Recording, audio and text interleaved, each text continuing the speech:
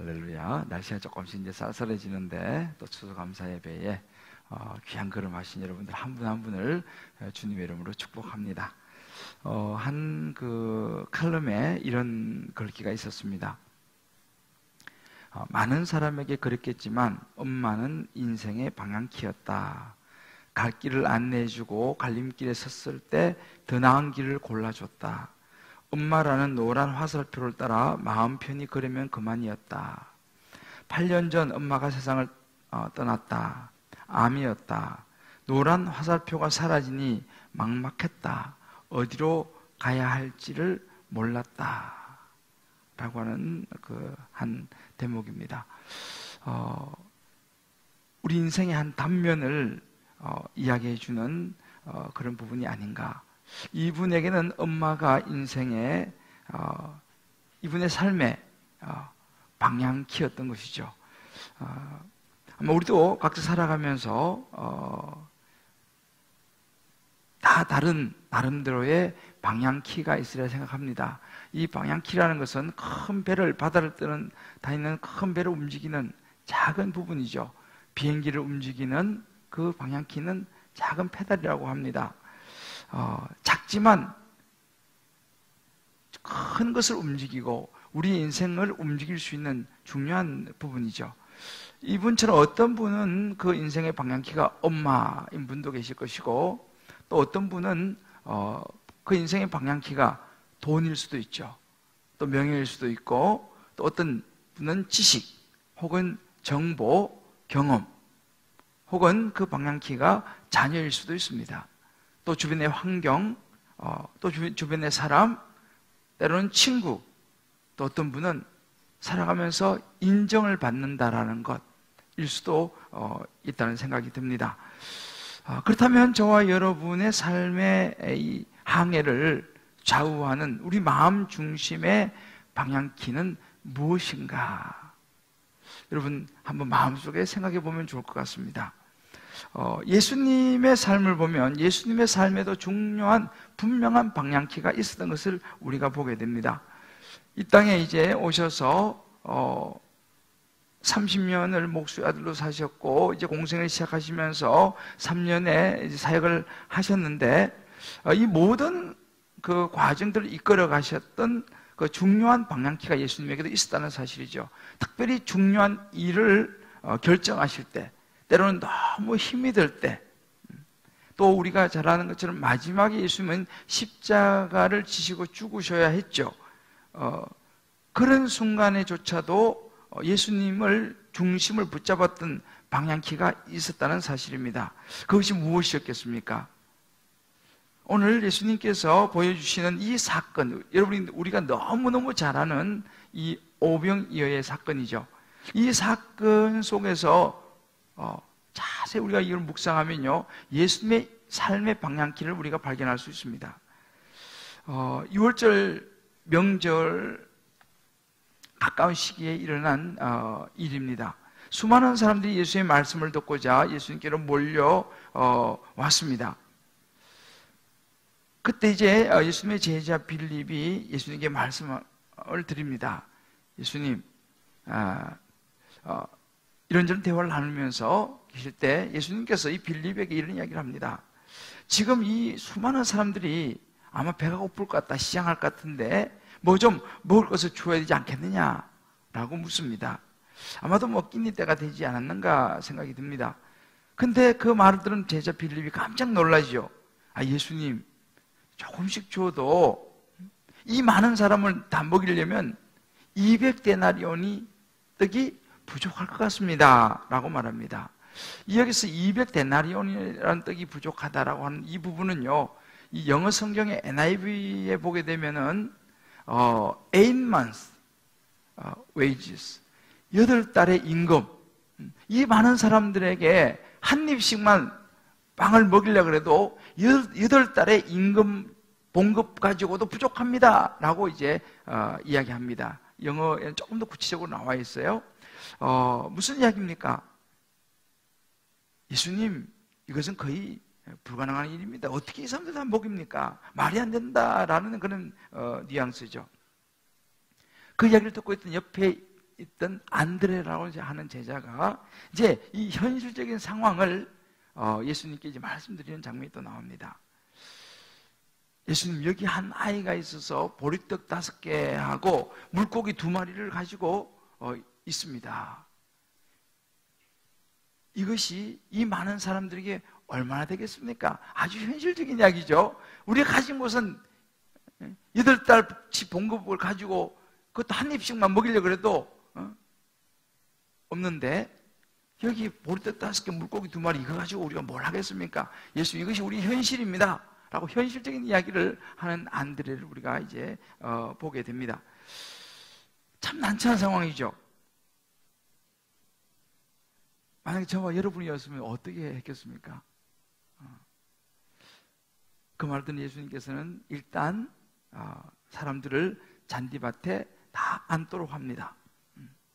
그래서 그 앉은 사람을 보니까 얼추 어린 아이와 여자를 빼고도 5,000명이나 되었습니다.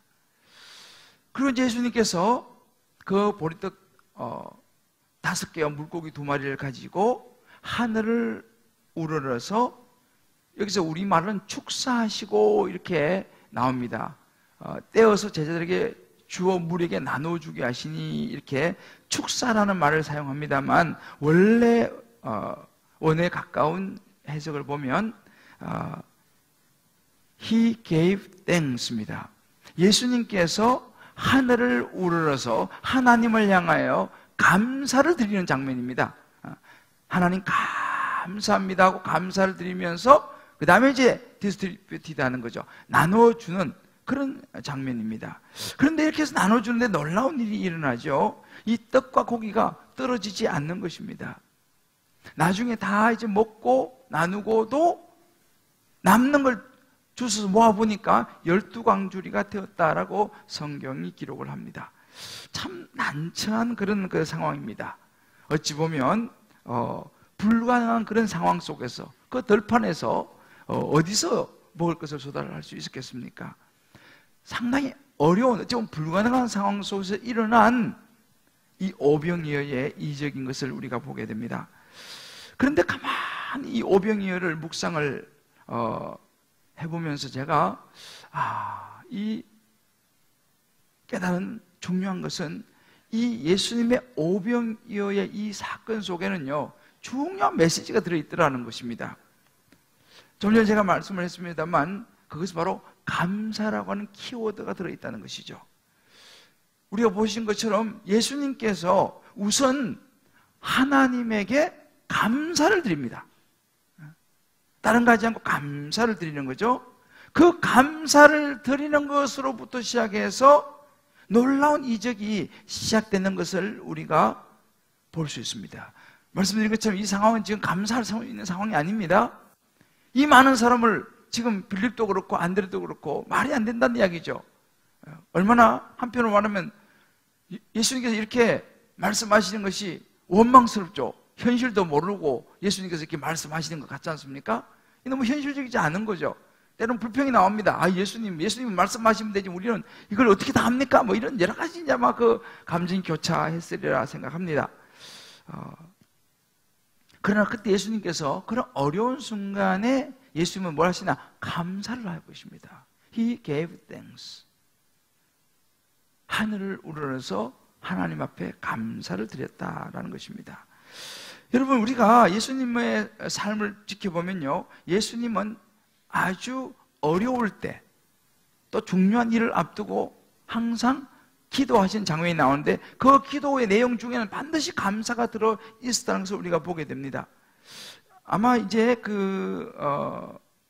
복음서에 보게 되면 여러분이 나사로가 죽은 무덤 앞에서 예수님에서 사건이, 나사로를 살리는 사건이죠. 그때도 예수님은 그 무덤 앞에서 가장 먼저 뭘 하시냐? 하나님께 감사를 드리는 것을 보게 됩니다. 좀 이따 우리가 보겠습니다. 우리가 오늘 성찬식을 하는데 마찬가지죠. 마태복음 보면 예수님께서 성찬식 할 때도 뭐라고 하시냐면 이제 이 십자가를 앞에 두고 잡히시기 전날 밤입니다. 잡히신 날 그날 밤이죠. 그날 밤에 떡을 가지사 감사하시고 떼어줍니다. 또 잔을 가지고 감사하시고 떼어줍니다. 지금 이렇게 감사하면서 떡 떼어주고 이렇게 할 그런 분위기 아니지 않습니까? 조금 있으면 이제 잡혀가게서 십자가에 매달리게 되는 것이 바로 코앞에 다가왔습니다. 그런 상황에도 예수님은요, 지금 감사하는 거예요. 어떻게 그것이 가능했을까? 이런 힘들고 어려운 상황에서 어떻게 예수님의 이런 감사가 가능했을까라는 것입니다. 우리가 보통 이제 그 1년 동안 이 주기적으로 보니까 어떤 그 데이터를 보니까요, 사람들이 언제 걱정, 근심이 많느냐 하니까 이제 이 추수감사절 이 시즌부터 연말까지 이 시즌이 가장 걱정을 많이 하는 시즌으로 이제 이 통계가 나와 있었습니다. 왜냐하면 이제 지금부터 시작해서 이제 한 해를 여러 가지 정리도 해야 되고 또 연말 연시 되면 또 할 일이 많지 않습니까? 돈도 많이 나가고 여러 가지 또 내년을 생각하면서 또 그렇고 연봉 협상부터 시작해서 여러 가지 직장 문제 또 나이도 한 살 더 먹는 문제부터 시작해서 또 이제 요즘 또 입시 해가지고 지금 여기 추수감사절부터 연말까지 굉장히 걱정과 근심이 많은 기간이라고 보통 이야기를 합니다. 자, 이런 걱정, 근심, 여러 가지 상황을 맞이하면서 우리가 어떻게 어려운 상황, 예수님은 이런 어려운 상황에서 어떻게 감사할 수 있었을까? 한번 우리가 생각해 볼 수 있습니다.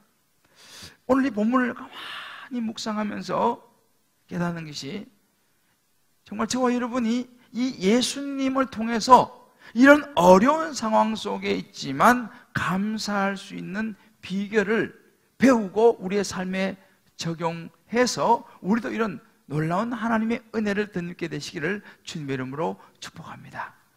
자, 그럼 이런 어려운 상황에서 어떻게 예수님 감사할 수 있는 비결이 무엇이었을까?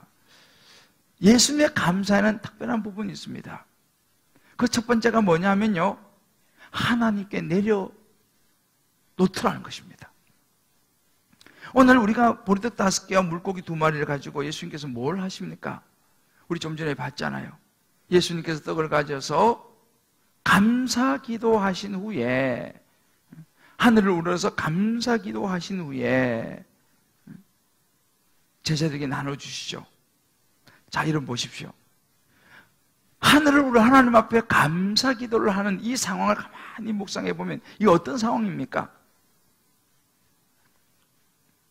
여기에 하나님께 이렇게 말씀드리는 그 마음이 이 기도 속에 담겨 있지 않았나 생각을 해봅니다. 하나님, 이 많은 사람 하나님 책임지십시오. 음식 보리떡 5개, 물고기 2마리, 이 현실입니다. 하나님 알아서 하십시오 라고 하는 하나님께 이 자체를 맡기는 거죠.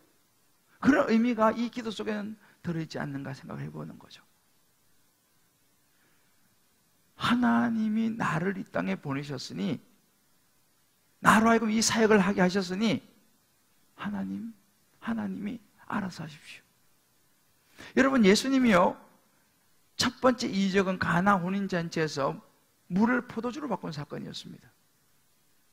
그 첫 번째 이적 사건을 가만히 묵상해 봐도 마찬가지입니다. 거기 보면 요한복음 2장 7절에 보면 항아리에다가 물을 채우라 라고 하인들에게 이야기합니다. 항아리에다 물을 채우라. 예수님이 이 말씀을 하시면서 무슨 생각을 하셨을까 하는 생각을 해봤습니다. 누구를 믿고 이렇게 했을까요? 그래요, 하나님이 물을 포도주로 바꾸실 거라고 예수님은 하나님을 신뢰했던 것이죠. 하나님, 물을 채울 테니까 알아서 하십시오. 심지어 말씀드린 나사로의 죽음 앞에서요, 나사로의 무덤 앞에서 예수님은 이렇게 기도하십니다. 돌을 옮겨 놓으니, 돌을 옮겨 놓으라 그랬죠. 예수께서 눈을 들어 우러러 보시고 이러시되, 예수님이 하시는 것은 패턴 비슷합니다. 눈을 들어 우러러 보시고 하늘을 보시고 하나님을 향하여 이야기합니다. 아버지여, 내 말을 들으신 것을 감사하나이다. 감사하는 것입니다. 아직 나사로 살아나지 않았습니다. 무덤 속에 있습니다. 돌만 치웠습니다. 그런데 예수님은요, 하나님 앞에 감사합니다. 왜요? 하나님이 하실 것을 내가 믿습니다. 하나님께 내려놓는 거죠. 아니, 하나님이 하실 거니까 감사부터 하는 거예요. 할렐루야. 마지막에 예수님 십자가의 사건을 보십시오. 십자가 위에 달려 계실 때 가상칠례라서 7마디의 말씀을 하셨습니다. 그 중에 하나가 뭐냐면 다 이루었다 라고 하신 말씀입니다.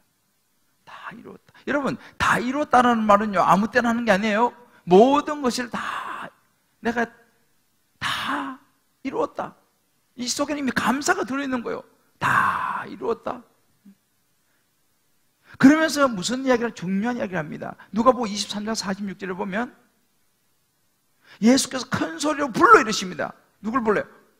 아버지, 하나님을 부릅니다. 내 영혼을 아버지의 손에 부탁하면 하나이다. 자기의 모든 영혼까지 하나님 앞에 내려놓습니다. 이제 하나님이 하십시오.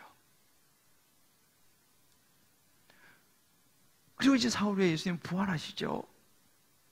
보십시오. 예수님의 정말 힘든 상황 속에서 예수님이 하신 것은 뭐냐? 하나님께 감사로 내려놓은 거예요. 하나님께 내려놓는 이 감사가 예수님으로 하여금 그 마지막 힘든 십자가에 달려서 죽으시는 그 고통과 고난까지도 감당할 수 있는 힘을 주었다는 사실이에요. 기가 막힌 상황 속에서 감사를 하게 만들더라는 것입니다. 왜? 하나님이 하실 거니까. 요즘 이 바울이라고 하는 영화가 아주 좋은 영화가 나와서 많은 분들이 보고 계시는데, 이 바울이 그 모진 고난과 핍박과 정말 힘든 많은 시간을 끝까지 견뎌내고 승리할 수 있었던 것은 무엇이었겠습니까? 바울이 데살로니가전서 5장 18절을 보게 되면 범사에 감사하라 라고 말합니다. 이게 지금 감옥에서 이야기하는 것입니다. 좋은 환경이 아니에요. 범사에 감사하라. 이것이 그리스도 예수의 너희를 향하신 하나님의 뜻이라고 그랬습니다. 그래서 범사에라고 하는 말은 좀 어려운 말인데, 우리말이 좀 어려운데, 모든 일에, 이렇게 좀 쉽습니다. 모든 일에 감사하라 라고 말합니다. 베드로전서 5장 7절에 보면 베드로 사도가 이렇게 이야기합니다. 너희 염려를 다 주께 맡기라. 너희 염려를 다 주께 맡기라. 여기서 여러분, 베드로 사도가 감사할 수 있는 비결은 맡기는 거였습니다. 그래서 맡긴다라고 하는 이 말은 다른 말로 내려놓다라고 하는 의미가 있습니다. 그저 떨어뜨린다라고 하는 의미가 있는데, 이 맡기다, 이 헬라어의 원래 문자적인 뜻은요, 떨어뜨리다 이런 의미가 있습니다. 그러니까 우리가 무슨 무거운 물건 같은 거 있지 않습니까? 이걸 들다가 아유 이거 도저히 못 들겠다 하고 그냥 내려놓지 않습니까? 이 의미가 너희 염려를 다 주께 맡기라, 내려놓아라 라고 하는 의미가 있습니다. 내가 할 수 없으니까 내가 이거 도저히 못 듭니다 하고 그냥 들려고 그러다 그냥 놔버리는 거. 베드로 사도가 우리에게 이렇게 말하는 것이죠. 너희 염려를 다 주께 맡기라. 이는 하나님이 너희를 돌보심이라 라고 말하죠. 우리를 돌보시는 하나님, 우리의 모든 삶을 돌보시는 하나님께 우리의 모든 걱정, 근심, 문제들을 내려놓아라 이 말입니다. 아마 여러분들이 여러 가지 회사 일로 스트레스가 굉장히 많으리라 생각합니다. 뭐 가정일, 자녀일, 또 뭐 사업, 이 스트레스를 어떻게 여러분 다 풉니까? 아마 세상 사람들은 그래서 술을 많이 마시는 것 같아요. 왜? 스트레스를 풀려고.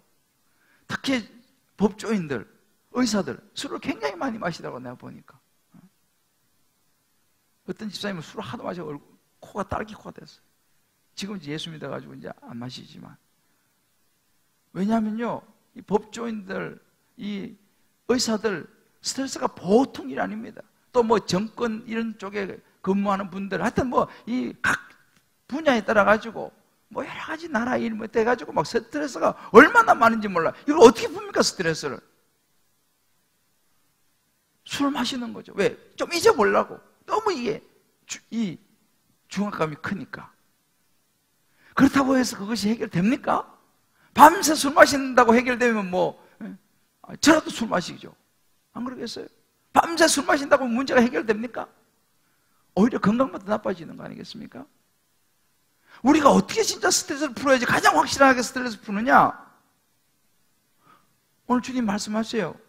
베드로 사도를 통해서 너희 염려를, 스트레스를 주께 좀 내려놔라는 거예요. 네가 다 하려고 하지 말고 나한테 가져와서 수고하고 무거운 짐진 자들아 다 내게로 오라. 와서 좀 내려놔라 라고 말씀하시는 것입니다. 예수님께서 이렇게 말씀하시는 거예요. 보통 주요 생명보험사들이 연구해서 발표한 내용을 제가 보니까 매주 교회에 나오는 사람들과 그렇지 않은 사람들을 비교해 보니까 매주 교회에 나와서 예배를 드리는 사람이 평균 5.7년을 더 오래 살더라 라고 발표했습니다. 이유가 뭐겠습니까? 우리가 생각해 볼 수 있는 게 여러 가지 의학적인 그런 부분은 제가 잘 모르겠습니다만은 매주 주일날 교회 와서 예배 드리는 사람들은 적어도 그 모든 스트레스를 하나님 앞에 내려놓는 거예요. 와가지고 참회기도 드리면서 하나님 내 마음을 내어놓고 또 지은 죄도 또 하나님 앞에 회개하면서 내려놓고 그럼 뭐예요? 긴장이 풀리지 않겠습니까? 하나님 앞에 내려놓지 않으면요 그건 누가 다 감당해요? 내가 다 안고 가야 되는 거 아니에요? 그 근심은 모든 걸 내가 다 안고 가야 되는데 이것을 어떻게 견뎌냅니까? 그래서 많은 사람들이 그 스트레스 때문에 병에 많이 걸리지 않습니까? 우리가 신앙생활 하면서 하나님 앞에 가지고 나와서 내려놓는 이것이 중요한 지혜라는 사실을 예수님께서 우리에게 보여주고 계신 것입니다. 하늘을 우러러 감사 기도하시고 아무것도 염려하지 말고 오직 모든 의 기도와 간구로 너희 구할 것을 하나님께 아뢰라는 거예요. 감사함을 아뢰라. 제가 이 말씀을 묵상하는데 옛날에 영국에서 제가 이제 공부할 때 생각이 났어요. 한국에 IMF가 터졌지 않습니까? 요즘도 우리나라 이제 여러 가지 좀 경제적으로 어려운 상황인데 IMF가 딱 터졌을 때 영국에 제가 그때 공부하고 있었어요. 어떤 일이 생겼냐면 제가 영국 처음 갈 때는 환율이 그때 1100 얼마에 갔었어요. 그런데 환율이 3600원까지 올라갔어요. IMF 딱 터지니까. 그러니까 부잣집 아들들도 다 한국으로 들어가는 거예요. 3600원 어떻게 감당합니까? 그때 많이 한국으로 들어왔어요. 저도 그때 이제 박사과정에 있었습니다. 저는 한국에서 이렇게 돈을 받고 이런 것이 별로 없었기 때문에 큰 지장은 없었지만 등록금을 어떻게 냅니까? 그래서 많은 사람 한국 들어가는데 저는 기가 막힌 거 아니었어요. 그죠? 그래서 하나님 옆에 그때 제가 기도했습니다. 하나님, 나는 이거 돈도 안 그래도 없는데 환율이 이렇게 올라가니 이거 어떻게 하면 좋겠습니까? 등록금도 내야 되는데.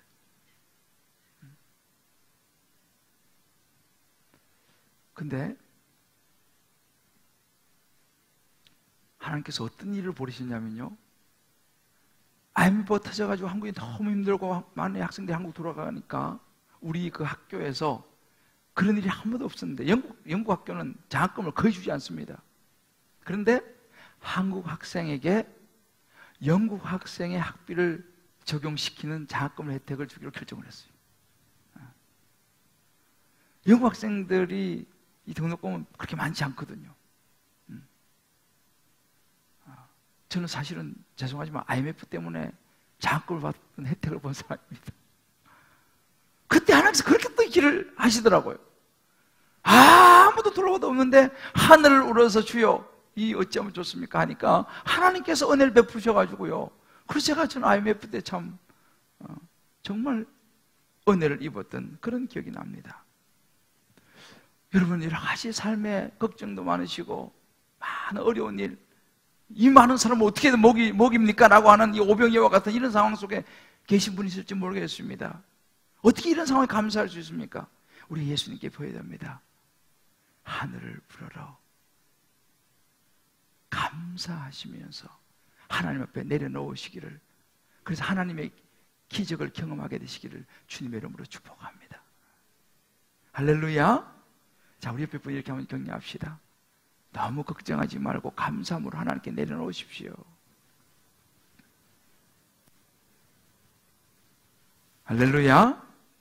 두 번째 예수님의 감사는요, 하나님께서 이미 주신 것에 주목을 했다는 사실이에요. 오늘 구절 말씀 보니까 여기 한 아이가 있어 보리떡 5개와 물고기 2마리를 가지고 있나이다. 안드레에게 말하죠. 그러나 그것이 이만한 사람이 얼마나 되겠습니까? 안드레 눈에는 이거 아무것도 아닌 거예요. 이 여자 아이들 빼고도 장정만 5,000명이에요. 여기에 보리떡 5개, 물고기 2마리 이거 가지고 뭘 하겠습니까? 그것이 이 안드레의 이야기였습니다. 예수님을 가만히 보십시오. 예수님은요, 그거 별 볼 일 없잖아요. 그거 뭐, 소년이 먹으려고 가져온 거 아니에요. 그죠? 그런데 예수님은 그 별 볼 일 없어 보이는 것, 그러나 이미 하나님이 주신 것, 자기가 우리 안에 가지고 있는 것, 거기에 주목을 했다는 것을 우리가 눈여겨봐야 됩니다. 여러분, 오병의 이적은요, 200데나리온의 8개월 봉급을 가지고 사도 그냥 한 입씩밖에 못 먹을 수 있는 그것의 떡에 예수님이 집중한 것이 아니라 그런 떡을 어디서 가져올까 여기 주목한 것이 아니라 지금 우리 안에 너희 중에 가지고 있는 것, 보리떡 5개, 물고기 2마리, 그 아무것도 아닌 것처럼 보이는 그것에 주목을 예수님께서 하고 계신다는 사실을 우리가 눈여겨봐야 돼요. 없는 게 아니었습니다. 있는 것 너무너무 작지만 그것에 주목을 해더라는 것이죠. 예수님은. 우리가 많은 것을 잃었을 때 어떻게 감사할 수 있겠습니까? 직장을 잃었는데 어떻게 감사할 수 있겠어요? 사업이 망했는데 어떻게 감사할 수 있겠습니까? 건강을 잃었는데 어떻게 감사할 수 있겠어요? 때로는 남편을, 때로는 아내를, 혹은 때로는 자녀를 잃었는데 어떻게 우리가 감사할 수 있겠습니까?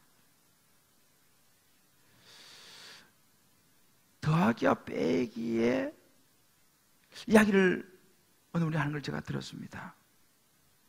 우리의 마음에는 항상 더하기와 빼기가 있다는 거예요. 결혼 생활을 했습니다. 요즘 젊은이들은 결혼을 또 안 하려고 하는 분위기가 많아요. 왜요? 결혼하면 힘들어진다는 거죠. 자유를 잃어버린대요.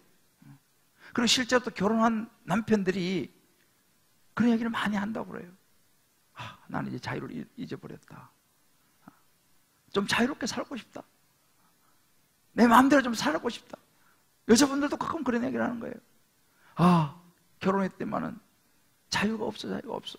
맨날 남편 신경 써야 되고 애들 신경 써야 되고 나도 혼자 좀 자유롭고 싶다. 자유부인. 이것은요, 빼기. 더하기는 뭐냐? 결혼했더니만 그래도 집에 가면 나를 위로해 줄 수 있는 아내가 있어서 얼마나 감사한가. 결혼했더니만 싱글 때보다도 이렇게 안정도 되고 또 자녀를 보니 참 그래도 감사하고 내게 주신 것이 많은데 이게 더하기 생각이라는 거예요.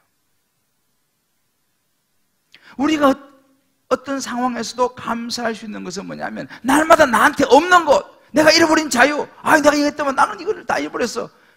그런 것만 생각하니 감사가 안 나오더라는 것이죠. 우리가 이런 것보다도 내게 아직도 남아있는 거 있지 않습니까? 돈을 잃었어도 내게 건강이 남아있고, 때로는 아내를 잃었어도 내게 자식이 남아있고, 때로 내가 건강을 잃었어도 내 주변에 따뜻한 사람들이 남아있고 말이죠. 제가 몇 주 전에 여러분에게 소개해드렸던 닉 부이치치 기억나시죠? 이분이 뭐 감사할 게 있습니까? 안 그래요? 가진 게 뭐가 있습니까? 그래도 이분은 감사하며 살잖아요. 많은 사람들 용기를 주고 많은 사람들에게 회복을 주며 살지 않습니까? 우리는 닉부치치에 비하면 팔도 다리도 썽썽하잖아요. 가고 싶으면 다 갈 수 있지 않습니까? 얼마나 감사합니까? 닉부치치에 감사할 게 뭐 있어요? 자기 마음대로 할 수 있는 게 뭐가 있습니까? 그러나 닉부치치가 감사하는 것은 뭐냐면 보면요, 팔도 없고 다리도 없고 아무것도 못 하잖아, 그죠? 그래도 그가 정상적인 사고를 할 수 있는 것에 감사하고, 그가 많은 사람들에게 희망과 용기를 줄 수 있는 것에 감사하고, 얼마나 감사하며 살아가는지 몰라요. 거기에 비하면 우리는 가진 게 너무 많잖아, 그죠? 그 감사가 기적을 일으키고 있는 거 아니겠습니까? 제가 지난주에 여러분이 소개했던 다이앤 코모, 청력을 잃어가면서 처절한 아픔의 시간을 보내야 했던 다이앤 코모, 그 사모님. 제가 그 책을 읽으면서 여러 가지 생각을 많이 했죠. 그 중에 하나가 감사였어요. 제가 정말 다시 한번 생각했습니다. 이분이 그런 이야기를 해요. 그 책에 보면요, 소리에 둘러싸였지만 아무 소리도 듣지 못한다. 지저귀는 새소리, 울리는 벨소리, 바스락거리는 나뭇잎 소리 하나 들리지 않는다. 초인종 소리도, 개가 짖는 소리도 듣지 못한다. 음식을 서서히 끓이려고 가스불에 냄비를 오래 올려놓았다. 시커멓게 태운 것이 한두 번이 아니다. 왜? 안 들리니까. 이게 끓는 소리가 들려야지 가스불을 끄고 어떻게 하는데, 이 끓는 소리가 안 들리니까 냄비를 수없이 태워 먹어버린다는 거죠. 더 기가 막힌 것은 이렇습니다. 나는 어린 손녀의 속삭임도 듣지 못한다. 손녀 얼마나 귀해요. 손녀가 할머니한테 와서 막 이렇게 하는데 듣지를 못해. 해변에 찰싹거리는 파도 소리, 발밑에서 부서지는 낙엽 소리도 너무너무 듣고 싶다. 나는 지붕 위에 떨어지는 빗방울 소리가 너무 듣고 싶다.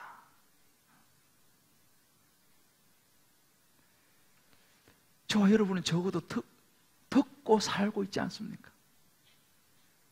그러니까 참 옆에서 막 짜증내는 소리, 그것도 감사한 거예요. 왜? 짜증내는 소리라도 들을 수 있으니까. 안 그래요? 막 화내는 소리, 그것도 들을 수 있으니까. 누구는 그런 소리라도 좀 듣고 싶은데 못 듣는 사람이 있다, 이 말이에요. 여러분 주변에서 막 짜증내는 소리 들으면서 감사할 수 있는 저와 여러분 되시기를 주의 이름으로 축복합니다. 그것도 소리를 듣는 거 아니겠어요? 나가서요, 낙엽을 밟아보십시오. 낙엽에 바스락거리는 소리, 그거 아무것도 아닌 것 같죠? 그거 듣는 것이 얼마나 큰 축복인지 몰라요. 여기서 지금 제가 말하는 거 여러분 듣지 않습니까? 아름다운 찬양 소리를 듣지 않습니까? 이거 여러분 그냥 되는 게 아니에요. 누구는요, 그거 그렇게 듣고 싶은, 그래도 못 듣는 사람들이 있다는 사실이에요. 우리는 듣지 않습니까? 그러면 사실 저나 여러분에게는요, 가진 것이 너무 많습니다. 우리는 들을 수도 있고, 움직일 수도 있고, 가고 싶은 데 갈 수도 있고, 무엇보다 아직 살아있지 않습니까? 지금 병원에는요, 내게 단 며칠만 더 생명을 주십시오라고 간절히 원하는 사람들이 굉장히 많이 있다는 사실이에요. 그런데 우리는 살아있지 않습니까?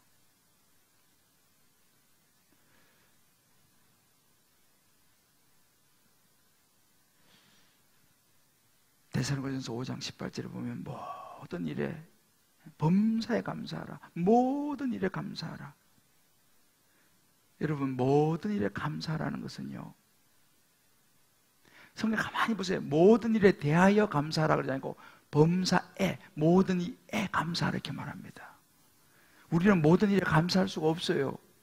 모든 일에 대하여. 왜? 아주 안 좋은 악한 일, 우리의 인생에 일어난 나쁜 일에 대해서 우리 감사할 수 있겠습니까? 성경도 악에 대해서 감사하라고 말하지 않습니다. 악은 안 좋은 거예요. 그건 감사할 수가 없는 거예요. 그런데 성경을 가만히 보면 모든 일에 대하여 감사하라 말하지 않습니다. 모든 일에 대하여는요, 하여튼 나쁜 거 전부 다. 암에 걸렸어. 암에 걸린 그 암에 대해서 감사할 수 있습니까? 못하죠. 어떻게 감사해요? 우리 애가 다쳤어. 다친 거에서 우리가 그 다친 거에 대해서 우리 감사할 수 있습니까? 감사 못하죠. 근데 성경은요, 가만히 보면요, 그 일에 대하여 감사하는 게 아니라 모든 일에, 악에 대하여 감사하는 게 아닙니다. 안 좋은 일에 대해서 감사하는 게 아닙니다. 그 일에, 그런 일이 일어난 그 자체에 감사하라는 거예요. 왜요? 로마서 8장 28절에 보면 이런 구절이 있습니다. 하나님을 사랑하는 자, 그의 뜻대로 부르심을 입은 자에게는 모든 것이 합력하여 선을 이루느니라. 할렐루야. 지금 내게 일어난 일 별로 안 좋은 일입니다. 그 안 좋은 일에 대해서는 우리가 감사하기 어려워요. 그러나 그거조차도 하나님께서 선으로 바꾸시고 인도하신 그 일에 저와 여러분 감사할 수 있게 되기를 주의 이름으로 축복합니다. 그래서 우리가 감사한 거예요. 모든 일이에요. 제가 한 가지만 좀 말씀드리고 오늘 말씀을 좀 마무리하고 성대한 시간 하겠는데, 이번 말씀을 준비하면서 옛날 생각이 참 많이 했어요. 제가 영국에서 그 THM 과정, 석사 과정을 입학하기 위해서 어플라이를 했어요. 요즘 우리 학생들이 지금 이제 수능 보고 이제 어플라이를 할 게 아니겠습니까? 그때 제가 이제 학교를 한 세 학교를 어플라이를 했어요. 런던 안에 있는 한 학교, 하나는 웨일즈에 있는 학교, 내가 좀 가고 싶었던 웨일즈에 있는 학교, 하나는 저기 아버딘에 있는, 스코틀랜드에 있는 아버딘에 대한 학교, 이제 세 군데 제가 원서를 냈어요. 근데 제가 가고 싶었던 것은 그래도 그 웨일즈에 있는 그래도 우리 한국 사람이 조금 알려져 있는 그 학교를 내가 가고 싶었어요. 그 이제 원서를 내고 면접 날짜가 잡혔어요.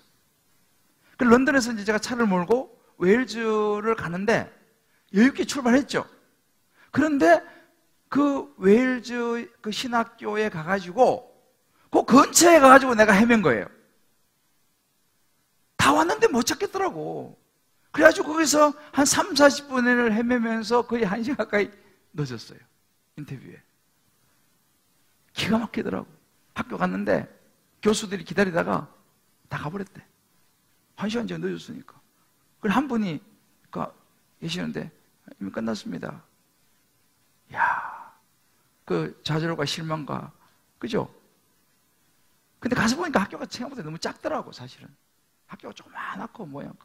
근데 한국 사람이 알려졌다는데 나는 내가 보니까 복음주의 학교라고 하는데 생각보다 너무 작았어요. 아무튼 그치만 난 그 교회 학교 가고 싶었는데 결국은 헤매가지고 인터뷰도 못하고 그냥 그렇게 끝나버렸어요.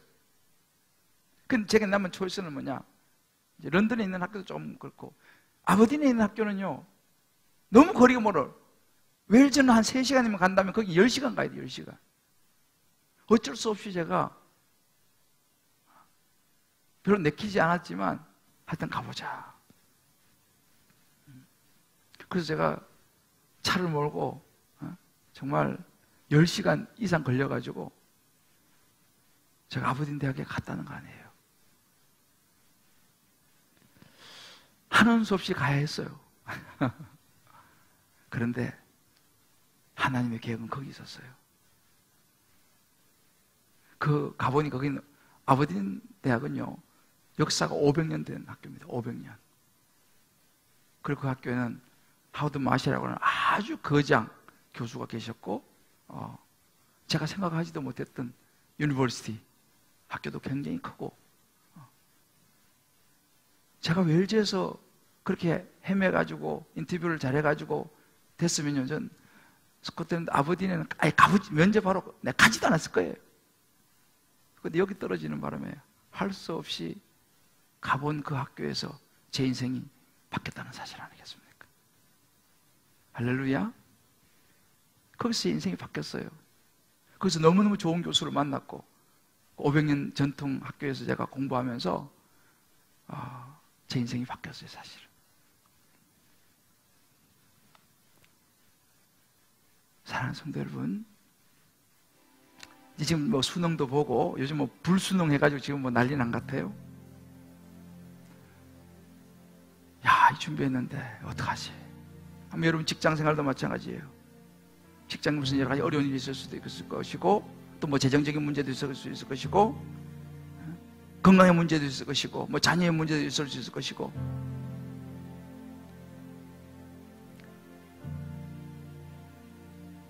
내게 없는 것, 이미 떠나가 버린 것, 거기에 집착할 게 아니라 지금 내게 있는 기회가 뭔가, 지금 내가 할 수 있는 것이 뭔가, 내게 있는 보리떡 5개, 물고기 2마리, 이거 별거 아닌 것 같지만 내게 있는 것이 뭔가, 이것을 가지고 하나님 앞에 감사하며 나가실 때 모든 것을 합력하여 선을 이루시는 하나님이 저와 여러분의 인생에 역사하시고 축복하실 줄 믿습니다. 할렐루야. 예수님의 인생의 항해 방향키는 감사했다는 걸 잊지 마시고, 제가 어젯밤에도 설교 준비를 하고 있는데 누가 왔어요. 보니까 우리 아들이 도시락통 가져왔어. 저녁. 우리 집사람이 우리 아들한테 이제 보냈어요. 안 그래도 배가 고팠는데 열어보니까 조그마한 고구마 2개, 김밥 너댓 개, 이렇게 낱개로, 그리고 과일 조금. 제가 그거 먹는데요, 너무 감사한 거예요. 뭐 진수성찬에다가 뭐 어디 가서 뭐 몇십만 원짜리 뷔페 먹는 것보다도 그 고구마 조그마한 거 2개, 김밥 몇 개, 그 과일 한 2-3 조각 먹는데 너무 감사한 거예요. 야, 그래, 이게 최고지. 이게 최고지. 또 그것도 아들이 딜리버리 해줬잖아요, 또. 너무 감사한 거예요. 그래서 참 어젯밤에 제가 설교 준비 혼자 하고 저녁에 앉아서 먹으면서 너무 감사했어요. 추수감사절, 저와 여러분에게 주셨던 하나님의 많은 것들, 우리가 그동안 잊고 살았던 감사를 회복할 수 있는 그런 시간 되시기를 주의 이름으로 축복합니다. 여러 가지 많은 걱정과 근심과 많은 것들이 있겠지만 여러분, 우리 예수님 따라서요, 하나님께 이 시간 다 내려놓읍시다. 할렐루야. 그리고 내게 없는 것 말고 내게 주신 거 그거 작지만 그거 가지고 우리 감사하면서 이 추수감사절 주님께 올려드리고, 이미 받은 복을 한번 세워보면서 오늘 우리 성찬식 같이 떡을 나누고 또 잔을 나누도록 하겠습니다. 날 구원하신 주 감사, 우리 찬송 같이 부르면서 이제 우리 떡을 먼저 받으셔서 찬송 같이 부르면서 들고 계시다가 저와 함께 같이 공동체로 먹도록 하겠습니다. 날 구원하신 주 감사. 날 구원하신 주 감사, 모든 것 주신 감사, 지난 추억이 내 감사, 주 내 곁에 계시네. 향기로운 봄철에도, 봄철에가 외로운 가을날도 감사한 거예요. 가을날 감사, 사라진 눈물도 감사, 나의 영혼 평안해. 자, 나눠주세요. 응답한 기도 감사, 거절하신 것도 감사한 거예요. 일이 안 된 것도 감사한 거예요.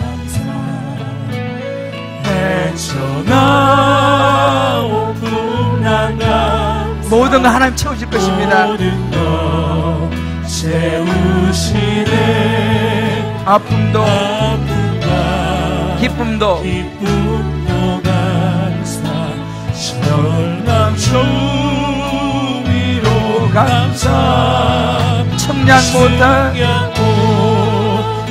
은혜 감사, 그 신사 난 감사해. 길가의 장미꽃은 장미꽃 감사, 장미꽃까지 감사, 따스한 가정 희망 주신 것 감사, 기쁨과 슬픔도 감사, 하늘 평안을 감사 내일의 희망을 감사 영원토록 감사해.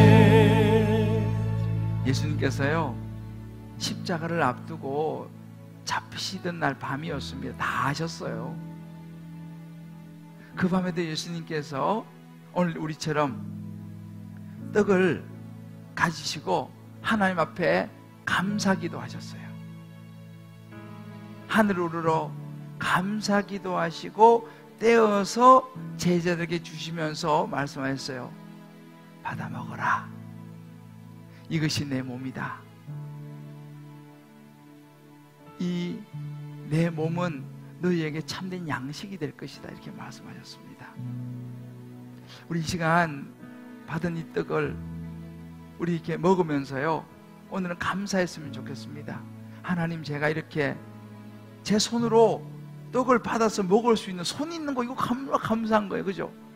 말씀해. 제가 지금 여러분에게 드십시오 하면 알아듣고 먹을 수 있는, 들을 수 있는 거에 얼마나 감사합니까?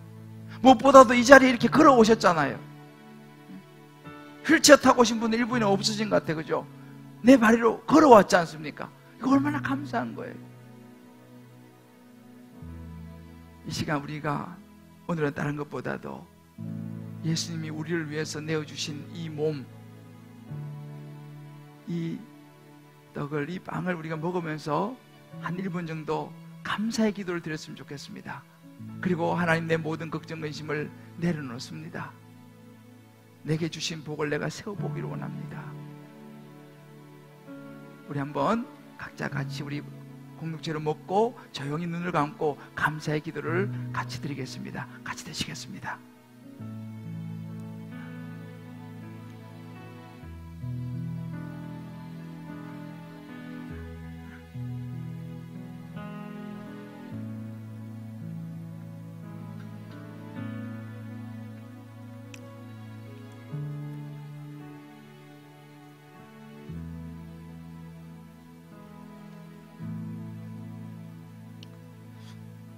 하나님 아버지, 감사합니다. 생각해보면 감사할 것이 너무 많습니다. 예수님도 십자가를 앞에 두고도 이렇게 감사하셨습니다. 예수님의 영혼도 하나님께 부탁드렸습니다. 이 시간 우리 모든 근심, 걱정, 염려 주님 앞에 내려놓습니다. 우리를 위해서 몸을 내어주신 주님께 모든 것을 내려놓습니다. 이 떡이 우리 안에 들어와 우리가 하나님께 감사하는 시간 되게 도와주시고, 또 이 시간 잔을 또 받을 때 우리 안에 더 큰 감사가 넘치는 은혜가 있게 하여 주시옵소서. 예수님의 이름으로 기도합니다. 아멘. 이 시간 우리 또 잔을 받겠는데요, 또 잔을 가지사 감사기도 하시고, 마태복음 26장 27절 보면 이렇게 말, 또 잔을 가지사 감사기도 하시고 그들에게 주시며 이르시되 너희가 다 이것을 마시라 그랬습니다. 이 시간 우리가 감사하는 마음으로 이 잔을 받고요, 주의 보혈의 능력이 있음을 우리 한번 찬양하고 같이 공동체로 가지고 기도하다가 먹도록 하겠습니다. 주의 보혈 능력이 있도다. 주의 피 믿으오. 주의 보혈 그 어린 양의 매우 귀중한 피로다.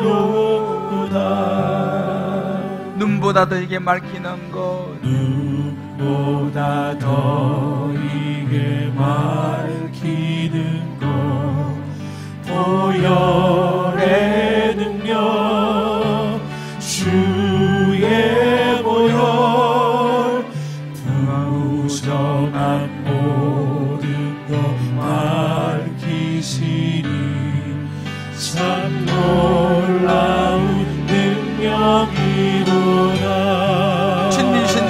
주의 능력이 있습니다. 주의 보혈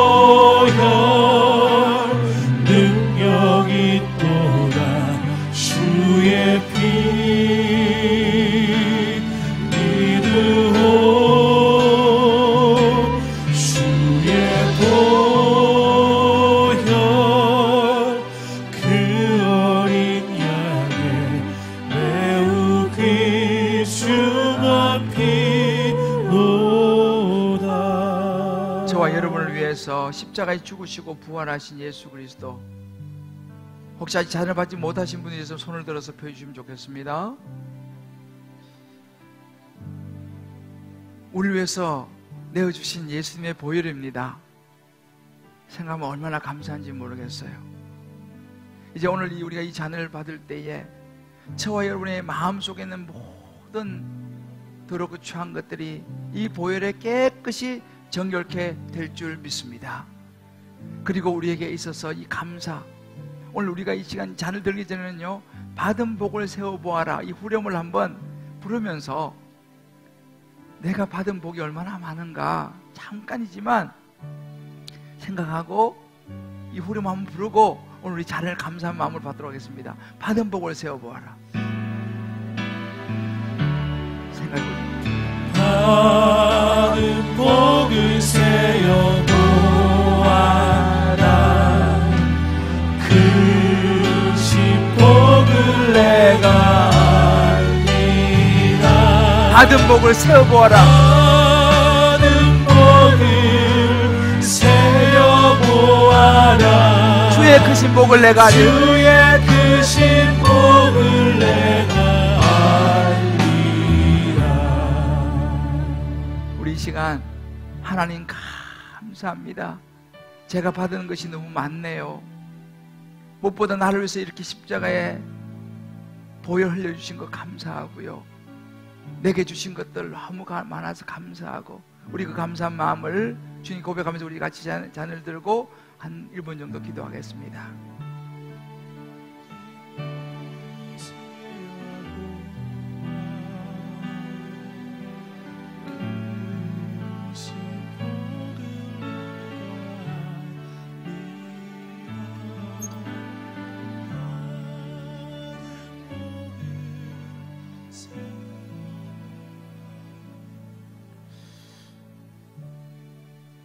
우리 이 시간 한번 잠깐 기도했으면 좋겠는데요, 함께 공동체로 기도했으면 좋겠습니다. 가족이 같이 오신 분들은 가족 손을 좀 잡으세요. 혼자 오신 분들은 가슴에 손을 얹으시고, 혹은 옆에 있으면 자매는 자매, 형제 형제끼리 서로 손을 잡으시고요. 우리 한번 이 시간 하나님 앞에 함께 감사하고, 내가 손을 잡은 형제 자매들이, 또 아내, 남편, 가족들, 하나님 감사가 넘치는 은혜가 있게 해달라고, 우리 자녀들에게, 우리 가족에게 감사가 넘치는 그런 추수감사를 되게 해달라고, 우리 한번 이 시간 서로의 감사를 나누는 축복의 기도를 같이 한번 드리겠습니다. 주여 하나님 아버지, 하나님 우리의 은혜가 원합니다. 하나님 우리의 은혜가 원합니다.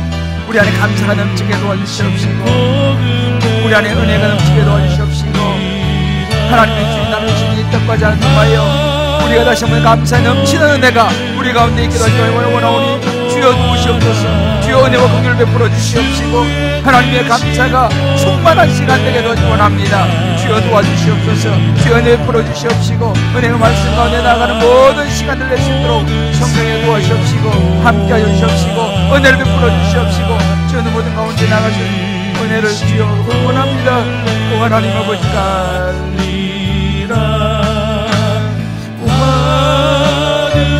하나님 이것을 원합니다. 오 하나님 역사를 원합니다. 주의 크신 복을 내가 알리라.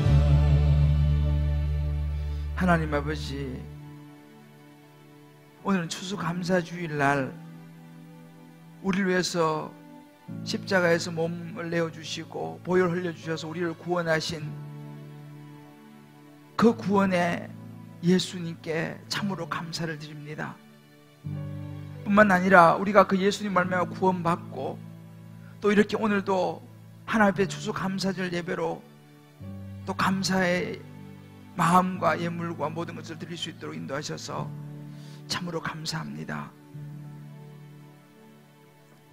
어떤 어려운 상황 속에 있다 할지라도 예수님처럼 하나님께 다 내어놓고 내게 없는 것이 아니라 내게 있는 것으로 인하여 감사할 수 있는 우리의 삶이 되게 도와주시고 우리의 가정이 되게 도와주시고 우리의 직장과 사업과 모든 우리의 삶이 되게 주여 역사하여 주시옵소서. 때로 세상 근심 걱정이 우리를 짓누를 때도 주의 보혈의 십자가를 붙들고 받은 복을 세면서 감사하며 살아갈 수 있는 우리가 되게 도와주옵소서. 감사하며 예수님의 이름으로 기도합니다. 아멘. 아멘.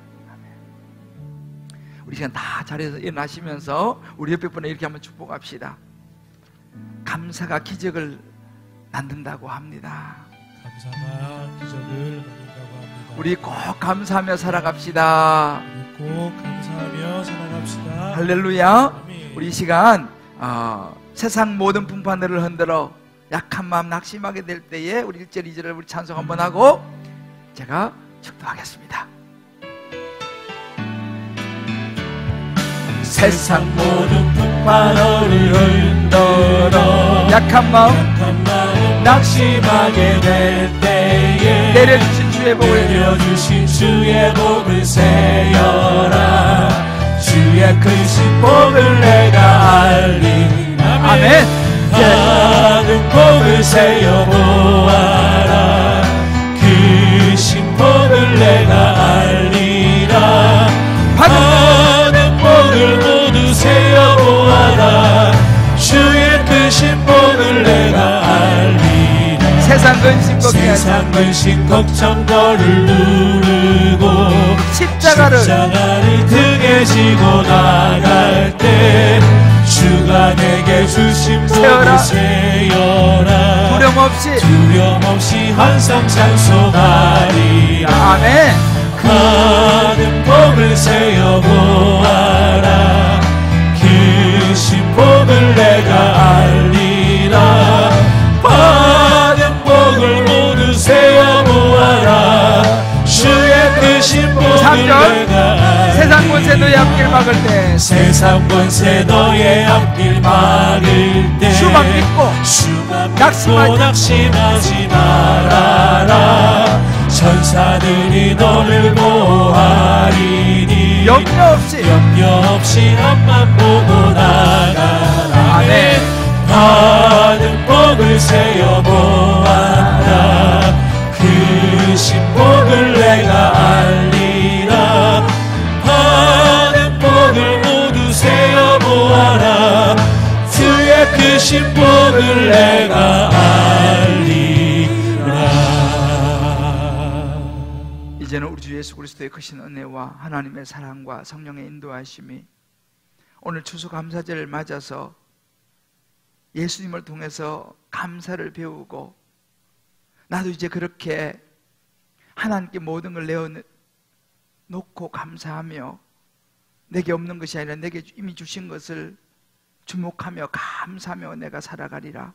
어떤 열악한 환경 속에서도 내가 하나님께 감사하며 살아가리라 결단하는 믿음의 형제 자매들, 사랑하는 우리 성도님들 한 분 한 분 머리 위에 특별히 오늘 추수감사의 예물을 가지고 나와 하나님 앞에 정성의 감사를 드리는 추수감사 예물 위에 변함없이 언약을 따라 올려드리는 11조의 예물, 감사, 성교, 구제, 소원, 이 모조모의 특별한 예물과 오병이어 건축 예물, 그 축복된 손길 위에 이제부터 영원토록 함께 하시길 간절히 축원하옵나이다. 아멘. 아멘.